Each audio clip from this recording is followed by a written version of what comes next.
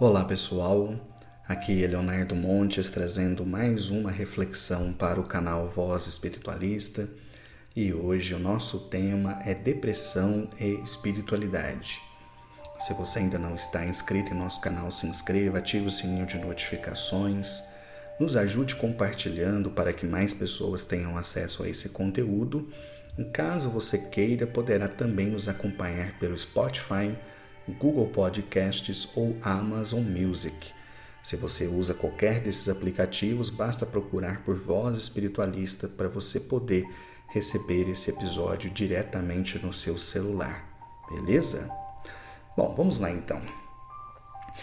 Hoje abordarei um tema que foi pedido por duas seguidoras, a Penha e a Maria Luísa. Trata-se de um tema importante e que precisa ser estudado a fundo. No entanto, eu vou apenas fazer um breve resumo sobre o assunto, porém o suficiente para compreender um pouco mais a relação entre a depressão e a espiritualidade a partir do meu ponto de vista. A primeira coisa que precisa ficar claro é que a depressão é uma doença. Não há qualquer dúvida sobre isso. A depressão é uma doença mental que atinge mais de 300 milhões de pessoas no mundo e mais de 11 milhões só aqui no Brasil. Trata-se de uma doença que afeta crianças, adolescentes, adultos e também idosos, embora as mulheres sejam mais afetadas do que os homens, e ela pode ser leve, moderada ou grave. Diversos são os fatores que podem levar ao desenvolvimento da depressão. Fatores genéticos, como outras pessoas depressivas na família, fatores psicológicos, como traumas, fatores sociais, como dificuldades financeiras, por exemplo, baixa produção de neurotransmissores, uso excessivo de álcool e outras drogas e outras doenças. Portanto, é uma doença que tem várias causas. Entre os principais sintomas temos humor deprimido, perda de interesse pelas coisas, ansiedade, falta de sono, sentimento de culpa, baixa autoestima, alteração no apetite e na libido, fadiga persistente, problema de concentração, alteração no peso, pensamentos ruins, etc. Ao longo da vida, naturalmente, todos nós podemos experimentar estes sentimentos. Mas a diferença entre a tristeza e a depressão é que a tristeza quase sempre tem uma razão clara, como por exemplo perda de emprego, morte de um familiar, e tende a passar em algumas semanas, voltando ao humor normal da pessoa. Já a depressão ela é persistente e nem sempre se vê uma causa. É como se a vida descolorisse e tudo perdesse a graça. Este estado pode durar muitas semanas, às vezes meses. Pode ou não ter intervalos onde o humor volta ao normal, porém se caracteriza pela profundidade da tristeza com duração indefinida. Então a pessoa deprimida tende a se distanciar dos outros, tem dificuldade em manter relacionamentos afetivos, não consegue ter o mesmo desempenho na escola ou no trabalho, sente-se excessivamente culpada e cansada, sofre com baixa disposição para realizar outras atividades e, em casos graves, pensa em morrer. Portanto, é fácil percebermos quão sofrida é a vida do depressivo. Aqui no Brasil, a gente vive um estigma muito forte em relação à saúde mental. A maioria das pessoas ridiculariza ou não leva a sério qualquer tipo de afetação neste sentido. É como se pudéssemos ficar doentes de tudo, menos da cabeça, entre aspas. No entanto, se esquece que o cérebro é um órgão como qualquer outro e que adoece como qualquer outro. A pessoa que precisa colocar um marca-passo é vista como corajosa, enquanto a pessoa que precisa tomar antidepressivo é vista como fraca. Então isso dificulta não só a procura por ajuda, como até mesmo a aceitação da necessidade de fazer uso de medicamento. E eu, como psicólogo, já atendi várias pessoas depressivas ou ansiosas. E uma dificuldade bastante comum do processo terapêutico é justamente a conscientização da necessidade de buscar tratamento médico em casos mais graves. Muitos dos meus pacientes já me disseram coisas assim: não é possível que eu cheguei tão fundo assim no buraco para precisar de remédio. Pois é. No entanto, é curioso, né? A gente toma remédio para dor de cabeça, para o intestino, para gripe, mas se for para o cérebro, aí é tabu. Mas se o coração adoece, se o fígado adoece, se o estômago adoece, por que o cérebro não pode adoecer? E uma das dificuldades em se procurar ajuda deve-se também ao imaginário popular. As pessoas pensam que ao tomar antidepressivos vão ficar amuadas num canto babando e olhando para uma janela. Imagens assim são exploradas pelos filmes, novelas e acabam mesmo produzindo medo nas pessoas, mas isso está longe de ser verdade. Atualmente, a maioria dos antidepressivos é bastante segura. E quem os consome praticamente não sente qualquer efeito negativo em outros setores da vida. A maioria das pessoas que eu já atendi, que fazem uso de tratamento psiquiátrico, relatam melhora no humor, na disposição em fazer as coisas, enfim, na vida como um todo.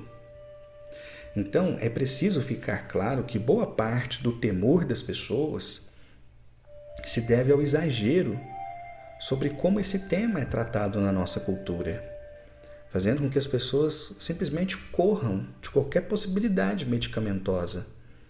Porém, como vai ficar claro, medicamentos podem ser muito úteis.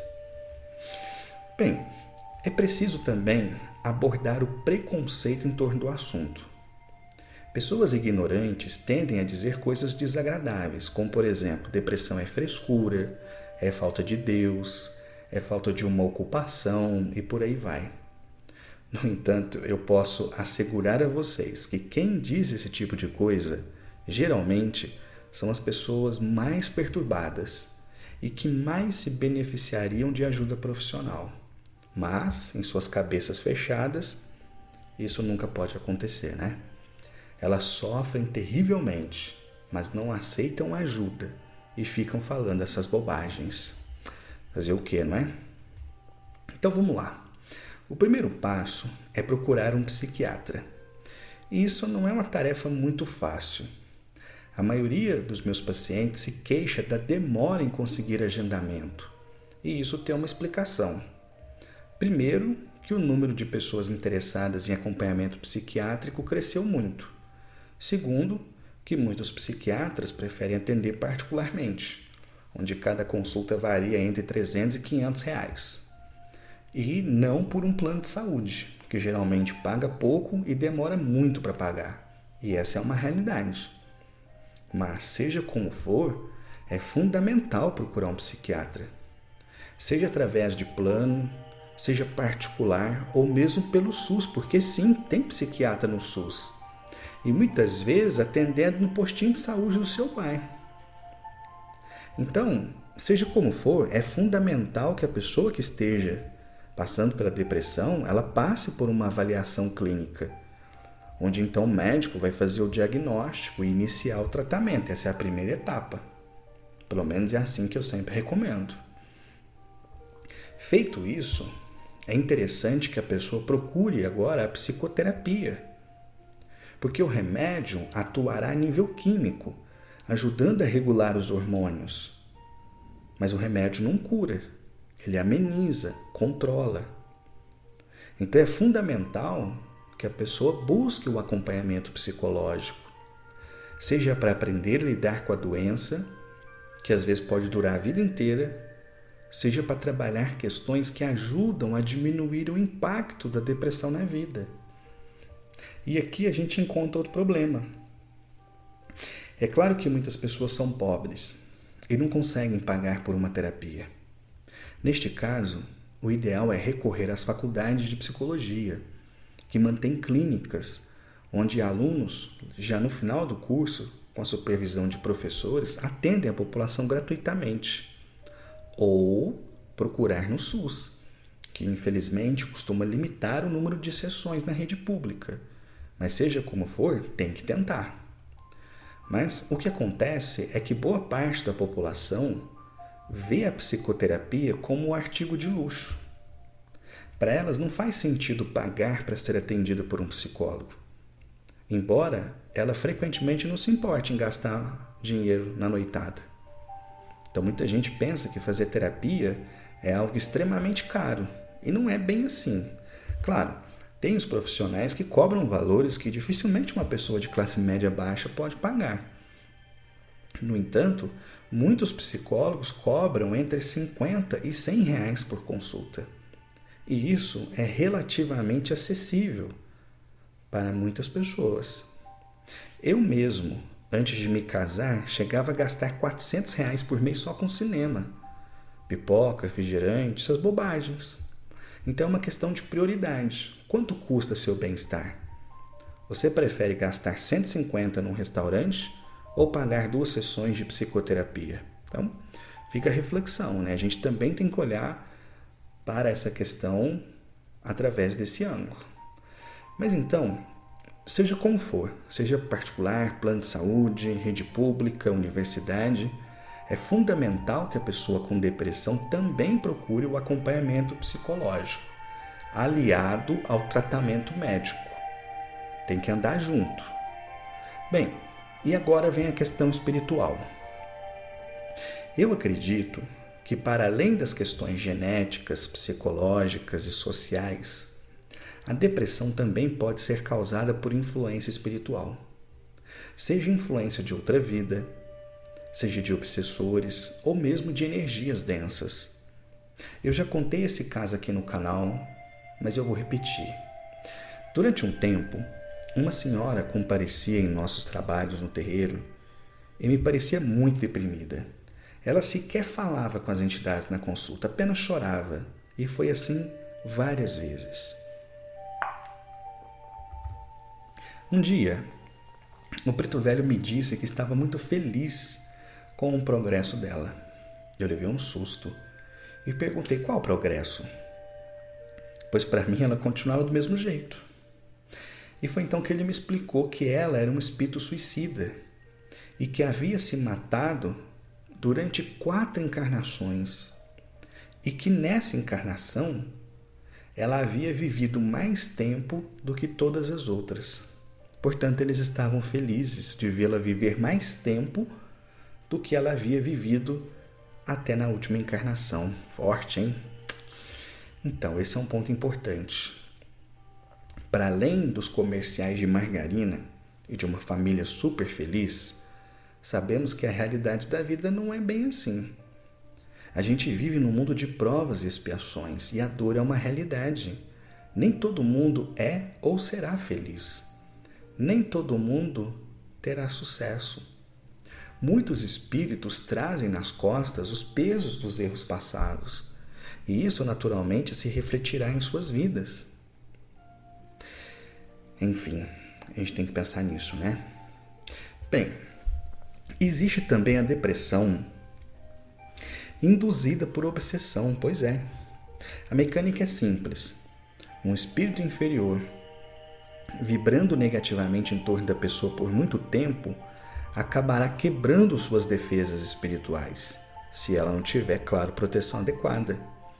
E a depressão poderá surgir como consequência dessa longa exposição energética negativa. Então, nesses casos, o que fazer? Eu acredito no que eu chamo de tripé da saúde, que pode ser definido assim: cuidar do corpo, da mente e do espírito. Então, fazer o acompanhamento psiquiátrico e tomar a medicação é cuidar do corpo.